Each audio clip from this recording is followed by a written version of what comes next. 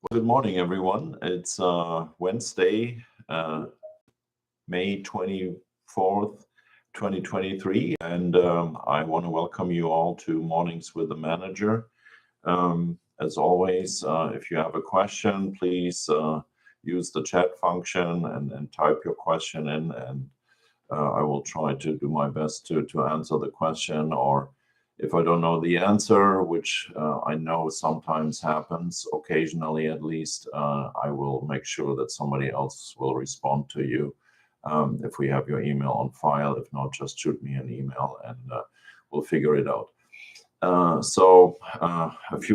few items as always as part of the manager. Tonight we have a special meeting it's just a short meeting from 4 to 5:30. We will celebrate first through a proclamation, Public Works Week. That's always a big event in our city, in our annual city calendar.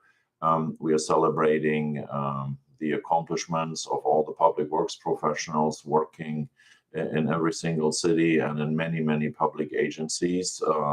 Somehow, somewhere, every single one of us is dependent on those employees that are working in our streets and for our storm drains and our buildings, and working in the sewer infrastructure, but also in the water infrastructure, in the power infrastructure, etc., etc. They are often overlooked. But if something doesn't work, then everyone remembers that somebody had taken care of that for a long time until it broke. Here in Monterey, we have a large public works department. It's actually the largest department here in the city. Public works consists out of the streets division that oversees the streets, the storm drains, sewer infrastructure, as well as has a sign shop that does hundreds of signs each year that we put up in the city telling you how fast to drive or what drive not to exceed and where to park, not to park, street names, etc., etc. So smaller division with only 18 to 20 employees. Then we have the fleet maintenance division. We have about 300 to 325 rolling stock here in the city of Monterey, ranging from fire trucks to electric cars. They are maintained by 5 mechanics working up at Ryan Ranch, ensuring that our pickup trucks, our sedans, but blue police patrol cars, everything else is running smoothly. Then in Public Works, we have a larger building maintenance operation that maintains not just city facilities, which are ranging in various ages from historic Colton Hall, built in 1849, to the least old building. The youngest building is the Monterey Conference Center. They are maintaining that, but also we have about 25 employees working on the Presidio of Monterey, maintaining the infrastructure at the Presidio of Monterey, the facilities there, the dormitories, the administrative buildings, the teaching buildings, as well as I believe we have 5 employees working down in Camp Roberts. That's a smaller facility in the South County, actually overlapping a little bit into San Luis Obispo County. So we have 5 employees there as well, maintaining a small Army facility. What else is in Public Works? A large group of folks are conducting construction management. These are the folks that are out and about, ensuring that the contractors that we hire, are building the streets the right way. They are overseeing the work, inspecting the work. Sometimes you, as neighbors, interact with them because if sometimes some things don't look right, or if you are bothered by a certain schedule, these are the folks we usually connect you with, and they are the ones who problem solve and try to figure something out that works with all schedules. We have in this construction division a construction manager working with array of other folks, project managers and public works inspectors. Everything needs a design. We have design engineers working in the engineering division, also folks working in the traffic engineering division. And then our public works department also includes the parking division, which is a large scale operation. As you know, parking is spread out through the waterfront area and the downtown area. We have 1, 2, 3, 4 parking garages: Canary Row parking garage, the East and West garage, and Cali Principal parking garage, as well as quite a larger number of parking lots that are maintained and operated by our parking division. And then, of course, when we talk waterfront, we have the harbor folks working in the harbor division there, and they are maintaining the boat ramps, they are maintaining the piers, the berths. We have a larger group of folks that are actually living on the boats in the harbor, so there is also service demands by those, and of course looking at the maintenance of both wharfs, Fisherman's Wharf and Fisherman Wharf number 2. So that's pretty much what we have in public works, and we want to honor those folks in public works. For the longest time, we also had the parks team in there with the parks operator, who maintain about 32 parks in the city of Monterey, numerous playgrounds. They maintain and clean the beaches, the recreation trail, plus our urban forestry team. That is 3 folks there are managing the day-to-day work in our urban forest, including greenbelt fuel reduction to maintaining our street trees, as well as issuing tree permits for tree removals. They are part also of public works, even though they are all working in parks and recreation. And if I talk about parks and recreation and talk about the public works component there, I should not forget our cemetery in Monterey, where we also have employees working and maintaining and operating the cemetery there. So we want to honor all those. It's always once a year, a big celebration, and I know that our employees really appreciate that, because they are many times the forgotten heroes in the background that keep the infrastructure going. You expect that you can travel safely from your destination to the next destination, and in between you connect with basically dozens of touch points where our public works teams are working, ensuring that you have a safe and smooth. So this will the topic of this year's Public Works Week, and that gets always established by the American Public Works Association, is connecting the world through public works. And so we are very honored and pleased that the council will honor our team members today. After that, then we will have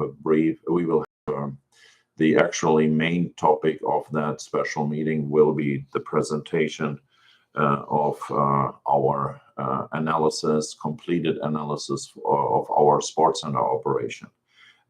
You will learn a lot about how does the sports center, how does the fitness industry look like post-pandemic. Our sports center was founded in 1992, was opened in 1992, and early on the council and the staff realized that the sports center was too small, and they started immediately working on an addition to the sports center, which opened then in 2002. That's just 10 years after the original sports center was open. And basically the addition, that's the building, the concourse, where we have a lot of rooms now, additional fitness rooms, as well as fitness machines in the concourse part. So that was another addition, because people were coming and embracing the sports center.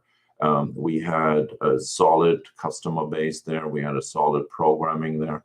And when the pandemic came, we had to shut down immediately the sports center. So the sports center was closed as part of an overall closure that involved many other facilities. And we also had to make the tough decision to lay off almost all employees, with the exception of 3 employees. And they were tasked to keep the lights on and be ready to maintain the facility and get it operational again when there was an opening to open it. And you may recall we opened it up for people based on reservation system. sometime in June 2020, we required that you had to wear a mask while you were working out, etc. But what happened clearly is that the fitness industry shifted, and the differences between 1992 and 2020 can be larger. You look at the market in 1992, and our fitness center was pretty much the only game in town. Now we have quite a number of competitors here with InShape Fitness, 24-hour fitness, other smaller studios. So the pandemic added to that competitiveness.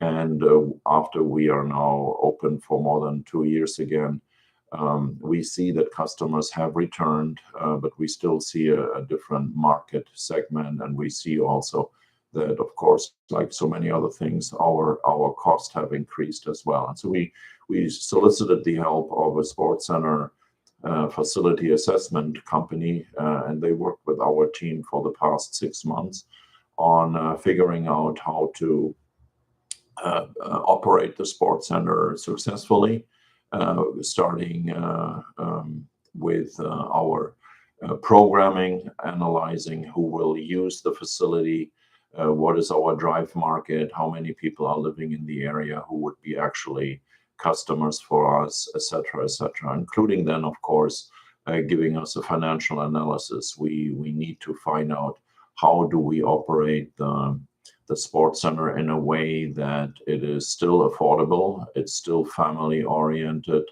and it does not cost the taxpayers too much money. So tonight, the council will learn a lot about the analysis and the public, of course, and we that people will participate, will share with us their opinions about it. And I can share with you already that we, over the past 6-7 months, also see cautiously very, very positive changes happening on a broad base. So it really looks a lot better than it was about a year ago. So stay tuned for a mix of information tonight, where we basically share with you the difficulties that we see, but also part of the good news. And our patrons have returned and are embracing the sports center, and we just need to figure out to operate it in a way that everyone appears to be happy. So that will be the main topic this afternoon. Council meeting starting at 4. If you go online, you can watch it on Zoom. You can participate also via Zoom. Will be live streamed also in YouTube and AMP, as always, on channel 25 Comcast. Going to the next topic I wanted to share with you, we are scheduling a large-scale town hall meeting on Tuesday, May 30th, 2023. It's about the rental inventory Monterey.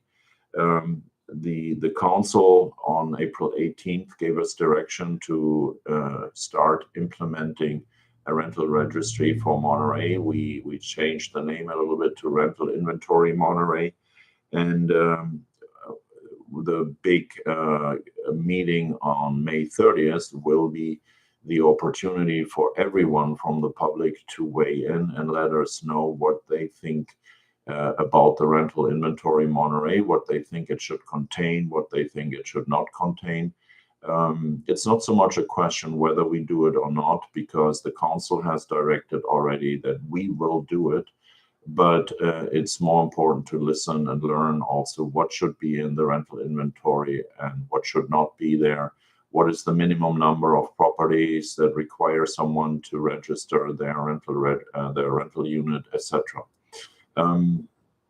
We have a good plan in how to structure this evening. The meeting will start at 6 o'clock in the Monterey Conference Center. Again, it's on May 30th. That's a Tuesday. And we hope that we get it all done by 9 o'clock. What you all need to understand is that after that town hall meeting, our staff will actually start writing the the ordinance or the programmatic approach for all of that, and then present it to the city council sometime in early August, I believe.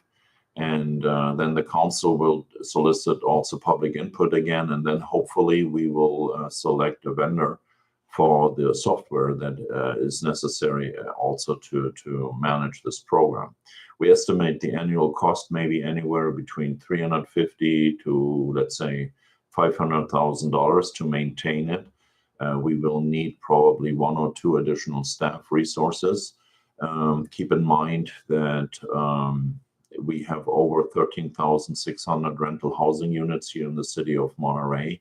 And I expect that anywhere between 8 to 10,000 of those, if not all, will be part of that database. And just look around and see how many times people are leaving their apartments and new renters show up. The database needs to keep track of every single one of those. So it's an enormous task. We have also researched it, what other cities are doing. We will present all our findings during the town hall meeting, and we really hope for a lot of feedback that we then will process, present to the council, and then hopefully the council, after hearing the public one more time, will give us final direction, and then we will start implementing in August, September. And the implementation phase, hard to say right now, can anywhere take between 6 to 12 months. So that's what will start with a big bang on May 30th at the town hall meeting at the conference center. Please stay tuned. Our channels, social media channels, our email channels will advertise for that. Every single one of you will also receive today or tomorrow this postcard in the mail that invites every household to join. It will be sent to every single household in the city of Monterey. And with that, hopefully we reach almost everyone who is here during that week. What else is going on? We have today, Monterey Police is hosting Coffee with a Cop. It will be it is taking place until 11 o'clock this morning at Starbucks at the Del Monte Shopping Center. And our cops are the ones that are wearing the uniform. And if you go there at Starbucks, chat with them. They are there to talk about your concerns, to also talk about your observations, and share with you also what they are doing. It's always a very good interaction with the community. Coffee with the Cops until 11 o'clock this morning at the Starbucks on Del Monte Shopping Center. Talking about other events that will be going on May 29th, it's Memorial Day, and we will have, again, Monterey Pops coming with their 40 musicians, full-blown symphony orchestra, and they will be performing the memorial concert in front of Colton Hall on Colton Hall lawn from 1 to 3 p.m. The theme this year for this memorial concert is to remember and honor, and I'm pretty sure that they will have a good array of classic music that is always played on Memorial Day, as well as some other tunes that they have studied for. So the concert will be live streamed on our website, but also on Channel 24. I'm not sure, but I've asked KSBW to ensure that we have a sunny afternoon, and the initial reaction was that they will assure for that. I told them otherwise we will go to KION. Alvarado Street. If you walk down Alvarado Street, you will see that we upgraded the streetscape appurtenances a little bit. That's a fancy words for buying new trash receptacles. Our previous trash receptacles were almost approaching, I want to say, 20 years of age, and we did purchase them last year, and we kept them in storage. And Memorial Day is the day where we put them out. And so, if you walk down Alvarado Street, I hope you will find those new trash cans visually pleasing, and we branded them with the City of Monterey logo. And of course, they contain again a recycled top for recyclables, as well as a bottom part that is for the rest of the materials that have to be disposed. We have a message on there. As I said, we branded it. It says, "Keep the sea plastic free." Again, everything that falls into the curb and gutter gets transported through the storm drains to the Monterey Bay if we don't catch it and pick it up before. So trash cans are part of necessities living in a town that is full of tourists and full of residents visiting Alvarado Street. The team is 3 times a week out on Alvarado Street in Calle Principal to keep it clean. The cans themselves are serviced also by Monterey City Disposal. And sometimes we get complaints that the cans are overflowing, and we hear that loud and clear. I want to let you know that's highly dependent also on events that some businesses have on Alvarado Street. And unfortunately, this is something that happens once in a while. And we always encourage the businesses to just take care of a can in front of their business if it bothers them so much. And they know exactly what the reasons are for that, and just pick it up. We also had once in a while businesses who discarded their card boxes in front of those trash cans. And we try to stay on top of that. So it's a collaborative effort, and we are happy that we were able to purchase those cans and put them up for our downtown businesses. Memorial Day concert, I spoke about it. The last item I want to share with you is that we are starting the trolley services also this weekend. We're starting on Saturday, May 27th, and the trolley will run through Labor Day, Monday, September 4th. It's a service that is paid by the city of Monterey with a small contribution from the Monterey Bay Aquarium. But it's one of those things that often get overlooked while everyone calls it the MST trolley. And it's operated and driven by MST trained drivers and maintained by Monterey Salinas Transit. The bulk of the costs are being carried by the city of Monterey, and we want to make sure that people can get from point A to point B without using their own car. We encourage actually folks to leave their car at the hotels, motels, or park in one of our parking garages, and then use the trolley, the free trolley, to hop on and off and visit the various locations like downtown Monterey, Old Town Monterey, Wharf Number 1, and up and down Cannery Row, including the Monterey Bay Aquarium. So that trolley starts again Memorial Day. It costs the city about $500,000 a year. So again, enjoy that. And residents, of course, if you work in Monterey and you can use the trolley to get from New Monterey to downtown or vice versa, please use the trolley. It helps us to reduce carbon emissions, as well as lets the traffic congestion look a little bit easier and lighter.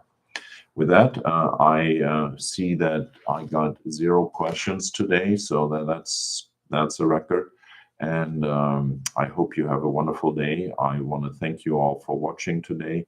If you have questions, please email me. I'm looking forward to questions. I'm happy to respond to that or assign it to a staff member who knows the answer.